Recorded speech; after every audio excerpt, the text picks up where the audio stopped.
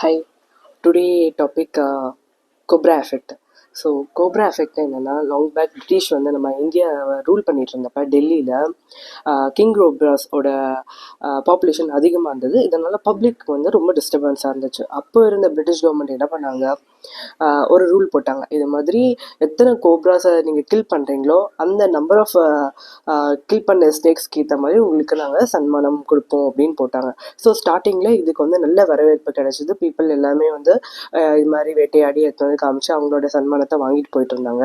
அப்படி போயிட்டே இருக்கும்போது லேட்டரான என்ன ஆச்சுன்னா, பீப்புள் என்ன பண்ணாங்க, இதனால் நமக்கு நிறைய காசு கிடைக்குது அப்படின்றதுக்காக அவங்க வீட்லேயே வந்து கிங் கோப்ராஸ் எல்லாம் வளர்த்து அது ஒன்று ஒன்றா கில் பண்ணி எடுத்துன்னு போய் கவர்மெண்ட் கிட்ட அவங்களோட சன்மானத்தை வாங்க ஆரம்பித்தாங்க. இது லேட்டராக கவர்மெண்ட்டுக்கும் தெரியுது. கவர்மெண்ட் என்ன பண்ணுறாங்க, இந்த இதை பற்றின இதை தெரிஞ்சவர் தான் அவங்க உடனே இந்த திட்டத்தை ஸ்டாப் பண்ணிடுறாங்க. அப்போ பீப்புளுக்கு அதனால எந்த யூஸ்மே இல்லை. உடனே அவங்க என்ன பண்ணுறாங்க, அவங்க வளர்த்துட்டு இருந்த அந்த ஸ்னேக்ஸ் எல்லாமே வெளியே விட்டுடுறாங்க. இதனோட எஃபெக்ட் என்ன ஆகுதுன்னா, ஆல்ரெடி இருந்த கோப்ராஸோட பாப்புலேஷனை விட ரொம்ப அதிகமான கிங் கோப்ராஸ் வந்துருச்சு.